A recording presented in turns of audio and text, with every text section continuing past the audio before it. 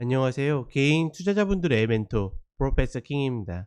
자, 7월 18일 기술적 분석 A존 모닝 브리핑 출발해 보도록 하겠습니다.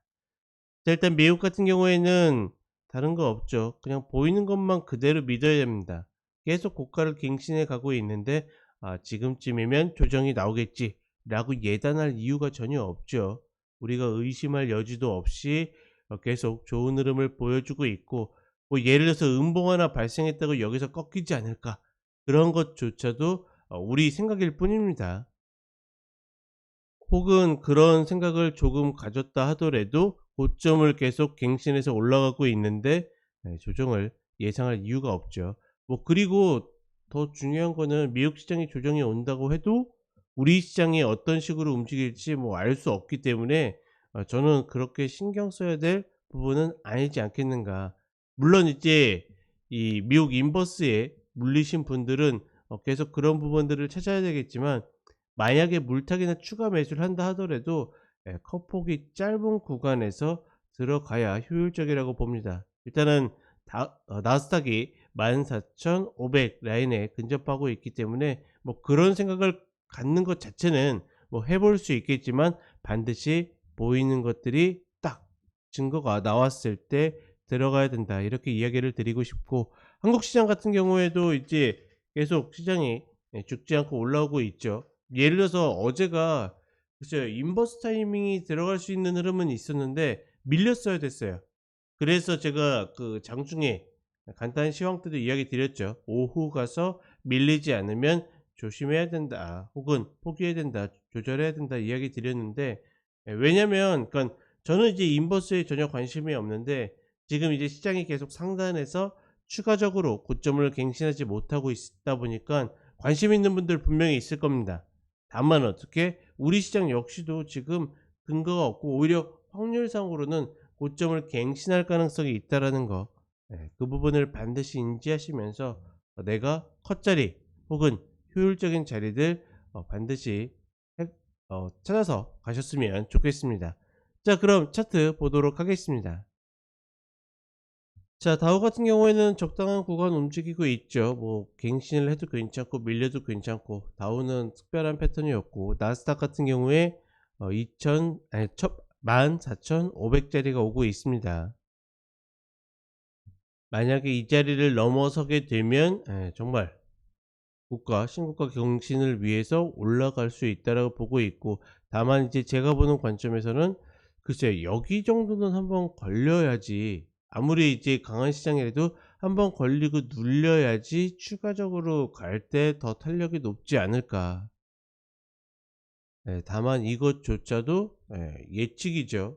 예측은 할 수 있지만 누구든지 예단은 하면 안 되는 구간이다라고 보고 있고, 그다음에 S&P 500 같은 경우에는 이야기 드렸던 것처럼 일단 2차 목표 구간에 들어섰다. 이거 넘어가면 뭐 당연히 신고가 구간에 들어서는 거겠죠. 다만 여기도 마찬가지로 이때처럼 이렇게 한번, 그러니까 만약에 신고가를 넘더라도 갔다가 한번 조정 받고서 그래야지 좀 더 편안하지 않을까라고 보고 있습니다.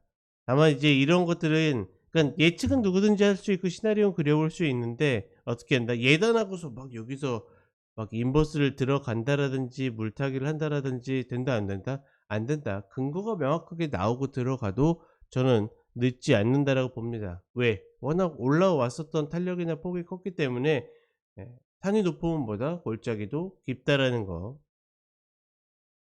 자, 그리고 우리 시장은 코스피가 2607 라인을 갭으로 올라타고 나서 깨지지 않고 있죠.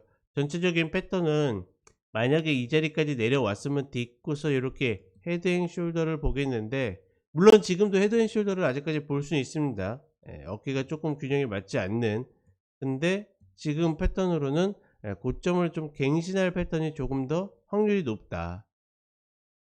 다만 상승 쐐기를 만들어내고 있기 때문에 또다시 올라와도 지금 이때처럼 또다시 올라가고 조정을 받는 그런 파동들이 계속 만들어질 가능성이 높다라고 판단하고 있고, 코스닥 역시도 수렴하는 모습을 보여주고 있는데, 이 자리에 올라왔다라는 것은 다시 한번 고점을 갱신할 여지가 있다. 그러니까 이 자리에 왔을 때 내가 인버스를 염두에 둔 것은 분명히 할 수 있습니다. 기존에도 뭐 이런 자리들에서 들어가도 된다라고 이야기 드렸고, 여기서도 마찬가지고 똑같은 관점으로 들이댈 수 있는데, 조건은 뭐죠? 고점을 갱신하게 되면 반드시 자르고 나온다.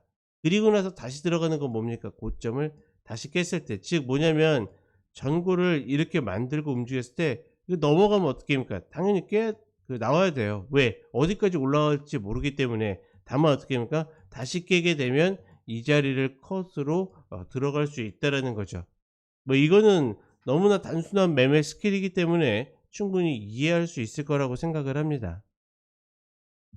다만 이 인버스 타이밍에 계속 집중하다 보면 당연히 뭘 놓치겠습니까? 매수해야 될 종목들을 놓치게 될 겁니다. 아니, 시장의 조정이 예상되는데 너무나 당연하게도 비중을 늘리는 사람들은 없겠죠. 그런 식으로 놓칠 수 있기 때문에 저는 너무 인버스 타이밍을 잡기 위해서 계속 보기보다는 여전히 종목들을 보는 게 좀 더 유리하지 않을까라고 보고 있습니다. 자, 그다음에 마지막으로 종목 하나 보게 되면, 본 종목 제가 한번 이야기 드렸죠. 67,000원 이탈 컷으로 매수해 가지고 이 5월 달에도 두 번이나 이야기 드렸습니다.